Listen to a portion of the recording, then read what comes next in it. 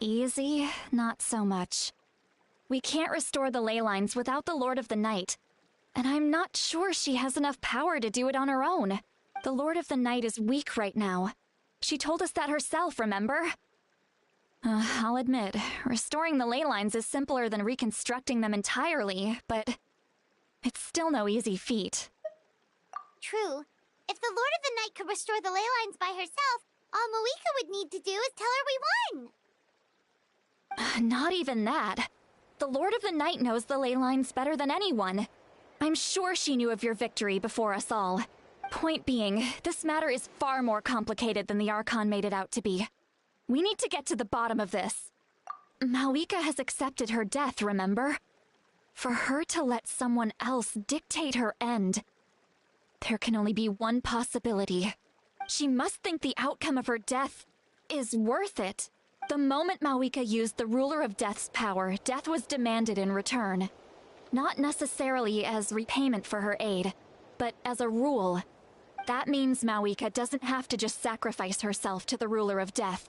She can still use her death to get something in return. Then, let's get going! Where do you think she went? Could it be where we found the source mechanism? The Lord of the Night should now be able to appear anywhere in Natlan. What we need to know is where the Ruler of Death can be summoned. According to the Lord of the Night, the Ruler of Death is one of the Shining Shades, an extremely elusive figure. Even woven scrolls dating back thousands of years have nearly no mentions of her. Right! Xbalanque created the rules of Natlan by borrowing power from the Ruler of Death. That means he's met her before. Wait, do you think Xbalanque could have met the Ruler of Death in Cinder City? The one they call... Ochkanatlan? It's very likely. After all, Ochkanatlan was built on the site of a previous dragon city. It's known as the first city of the Pyro Archon. Alright, then let's head over right away! It's not easy to get there, so follow me. I'll take you.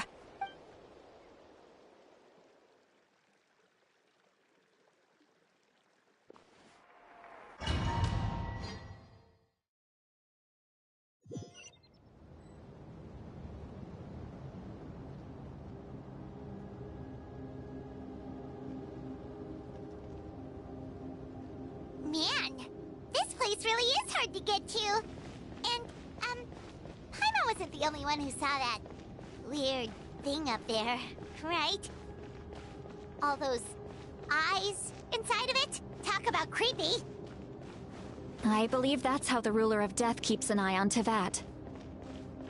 Quick, this way! Look, it's Mawika!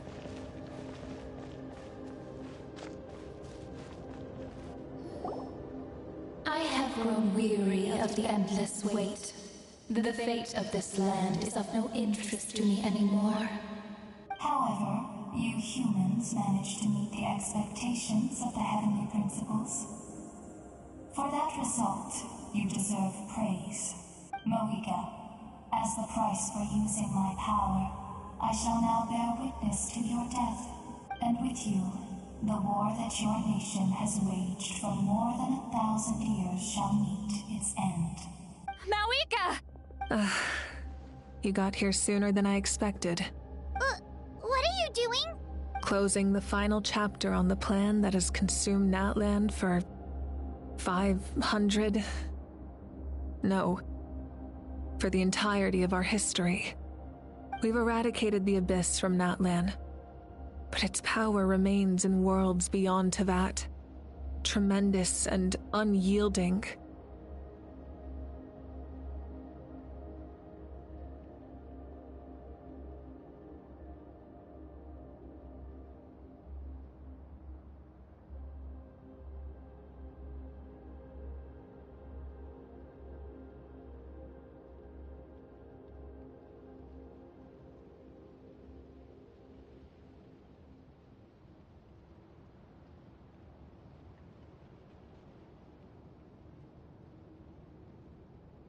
Only by completely restoring the Night Kingdom can we defend against its corrosion in the long run. But the architect of the Night Kingdom is near her end.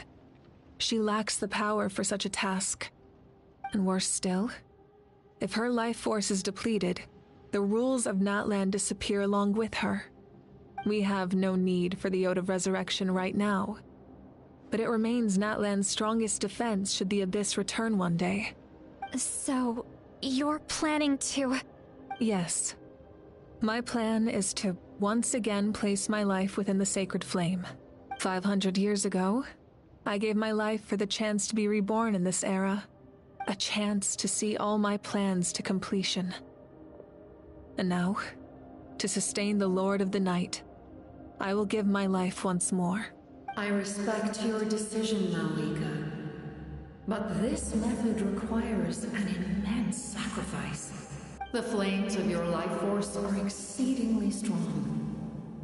But a life sustained by fire is one day. What will you do then? I've thought about that. With the Abyss out of the picture for now, the Sacred Flame's power will be consumed at a much slower rate. My life force should be able to sustain it for another 200 or 300 years. Future Pyro-Archons will continue to seek new sources of fire. As long as Natlan's legacy endures, the Night Kingdom will survive, impervious to the Abyss. Once again, you place hope in the hands of the future. But the pilgrimage can replenish the power of the sacred flame. We can give it that meaning. Why shoulder this burden by yourself? Because I want the pilgrimage to change. The pilgrimage was an essential part of our struggle against the Abyss. A grand competition full of promise and glory. But it also chained our people to an inescapable destiny. Fear and anxiety have been our constant companions. We knew what the consequences would be if we laid down our arms. Morality left us with no other choice. And so, Natlan became the nation of war. This is where Xbalanque defeated the dragons and granted our people the liberation of their flesh. And now, in the same place, I have the chance to grant them the liberation of their spirit. There will be no war, only competition. One fueled by our dreams for the future, rather than a desperate struggle for survival. A new future deserves a new meaning. A chance to take a definitive step forward. Very noble indeed. But what does any of this have to do with you? You speak of duty, but not yourself. In my eyes, Malika, you are not inherently special. A child of Natlan among countless others. Yes, the situation is urgent, and the ley lines must be restored right away. But it is too heavy a burden for you to shoulder alone.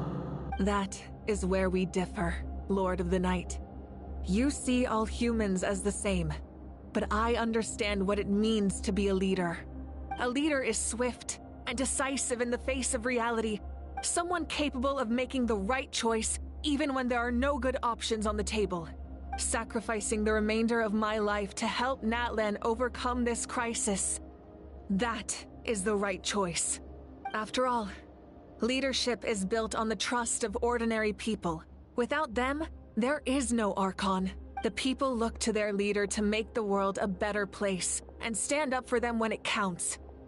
For that reason, I must see my duty through to the very end. But what about you, Malika? You still haven't talked about what you want.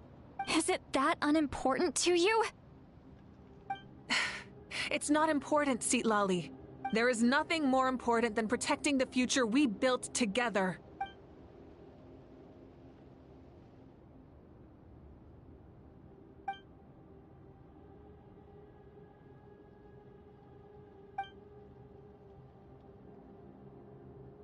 I shall accept Malika's sacrifice for the Lord of the Night as her death, and I will bear witness to the very end. Thus concludes the deal I made with Xbalanque several thousand years ago. Lord of the Night, you may now begin.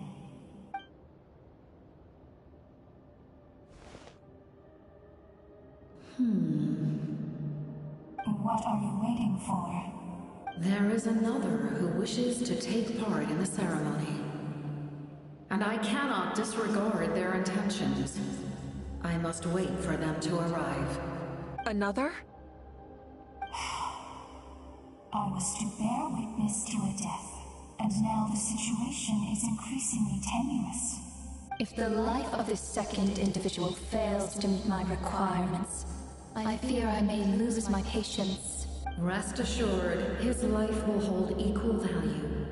I am the helper of humanity, and I must always place their demands first, no matter who the human may be.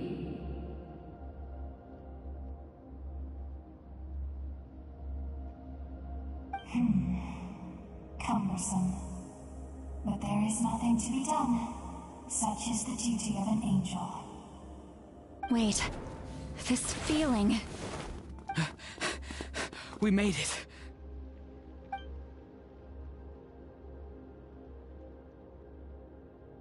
Thank you for showing me the way. The captain? The other individual you mentioned. It was him?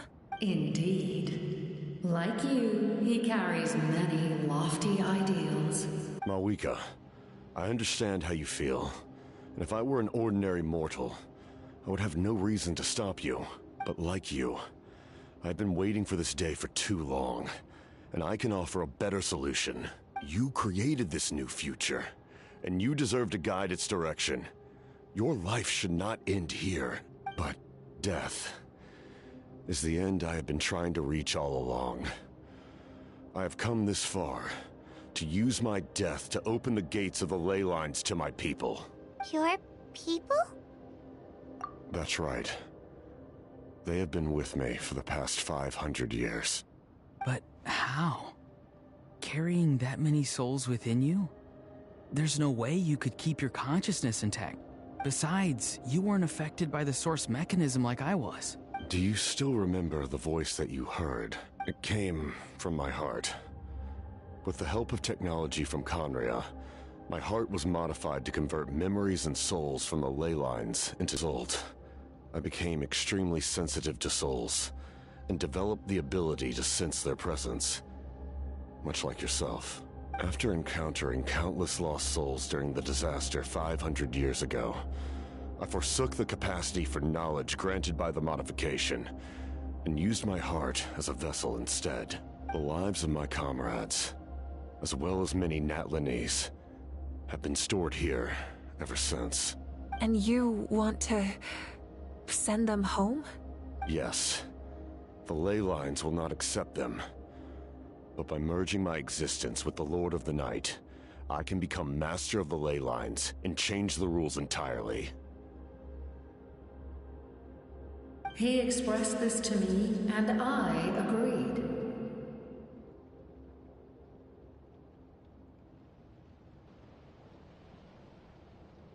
The captain envisions a kinder and fairer set of rules for humanity. In addition, he aims to challenge the authority of the ruler of death.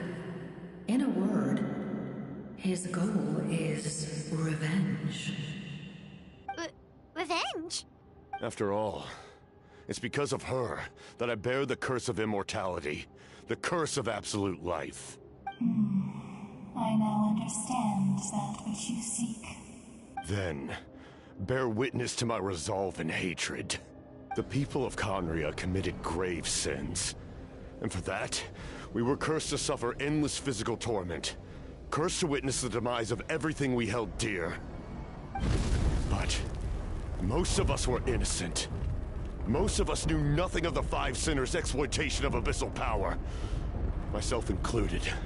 If I sacrifice my life for the Lord of the Night, you get the death you desire. But at the same time, the curse of immortality would negate the very death you seek. Left unresolved, that paradox could uproot the natural order of this world. Even you, great ruler of death, lack the capacity to bear the consequences of that outcome. Your curse is now the tool with which I will overturn the oppression of the gods. This is my challenge to you.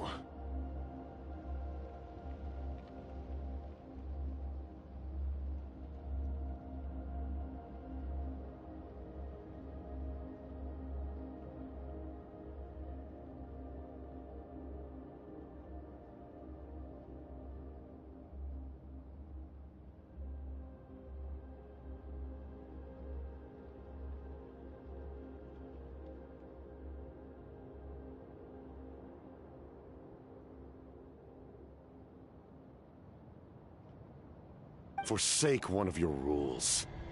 The choice is yours.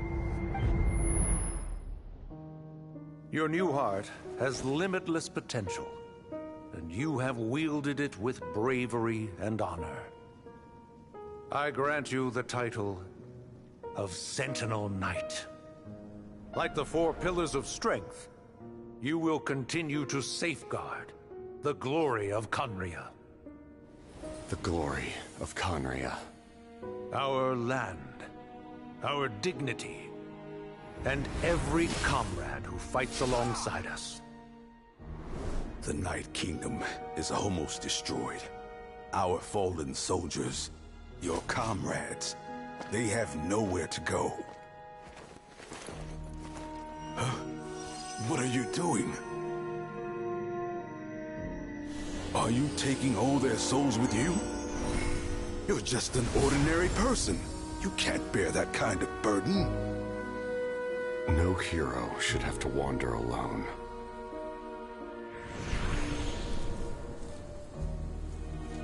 The curse of immortality. Using immortality to fight death. Using my rules against me.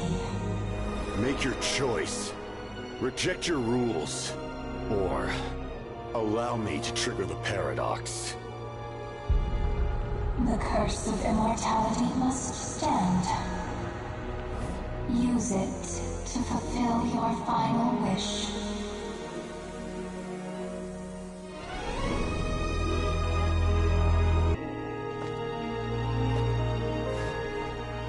Well fought, my lord. Thank you for everything.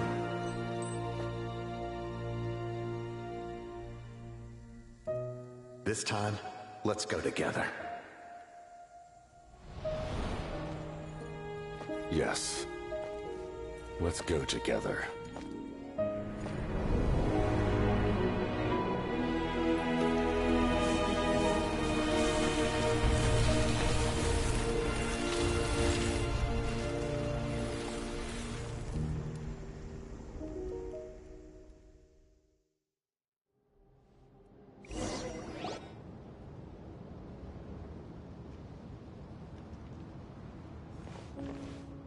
The captain, he...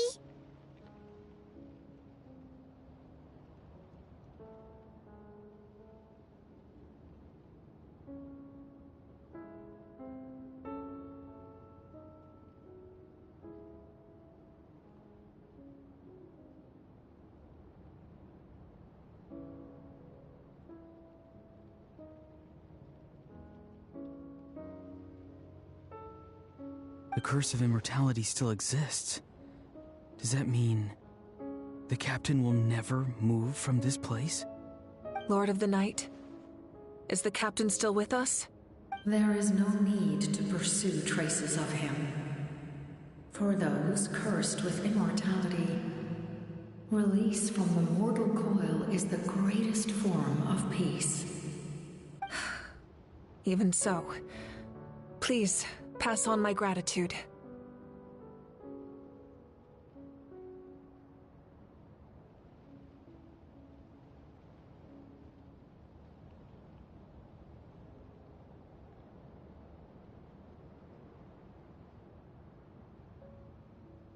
His long journey has finally come to a close. I suppose this is a happy ending for him. I cannot imagine how much pain he endured over the past 500 years. Or how much strength it took to never stray from his goal. There's something I've been trying to figure out. I don't think I ever saw him sleep. I tried to ask him about it on the way here, but he didn't answer. Just like always, he never talks about himself. It's probably due to the voices. When souls merge in a single being, their voices echo endlessly through the mind. Souls that retain memories of their death often scream and wail in despair. Considering the number of souls inside him, that effect would be even greater. So, over the past 500 years, he didn't sleep? At all? Without experiencing the curse of immortality, we will never truly know his agony. But I can see why his hatred for the ruler of death was so strong. In the end, he used that immortality to his advantage, and granted the Lord of the Night eternal life by fusing his existence with hers. Well fought, Captain. You may wonder why the Night Kingdom, a land of souls, was unable to accept the souls adrift on the surface. The reason lies in the Heavenly Principle's modifications to the ley lines. The original purpose was to help counter the Abyss. And so, their stability was paramount. But at one point in time, Natlan's ley lines were decimated. Even after reconstruction, the rules needed for the Ode of Resurrection made it impossible to reconnect the ley lines to other nations. That unique quality is precisely what drew the captain to Natlan. Did he try the same thing in other nations? Yes. But all those attempts ended in failure. He fought to save Natlan not only to defeat the Abyss, but because this is the only land where the souls within him could find salvation.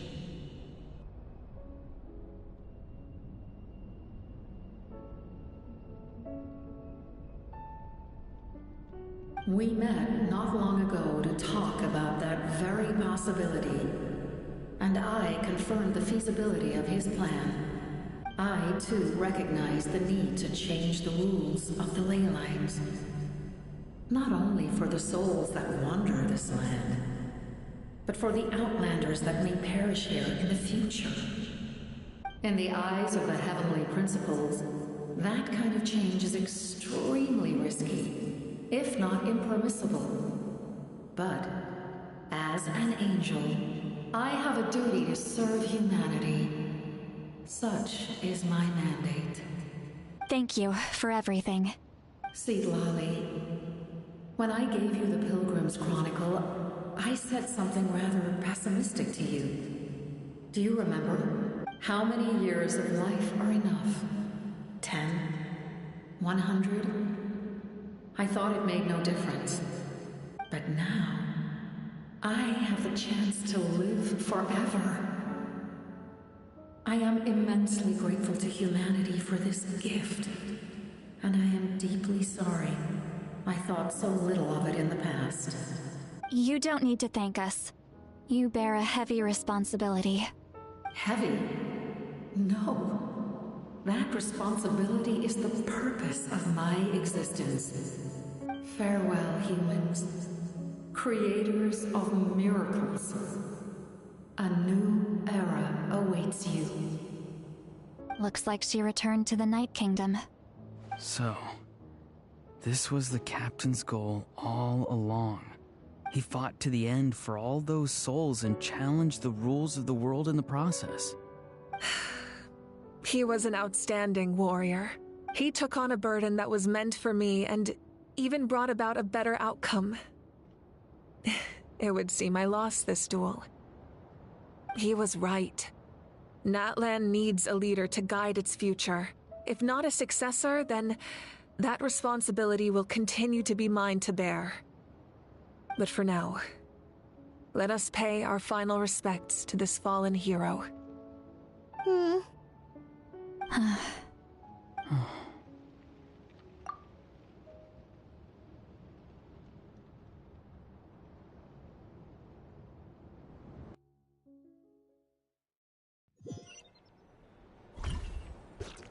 To my sister, Hine. I know all that remains in the Night Kingdom is your memory, but I still wanted to write a short letter to tell you about the situation after the war, after countless partings and farewells. Natlan has finally entered an era of peace. The pilgrimage is still a popular tournament, but now its only purpose is to showcase the thrill of competition, rather than select warriors for war. Our cultural legacy is not rooted in our suffering. In this era of peace, Natlan's fire will burn brighter than ever, With the restoration of the Night Kingdom, our people are now free to leave our borders, and many have set their sights on the wonders of Tibet.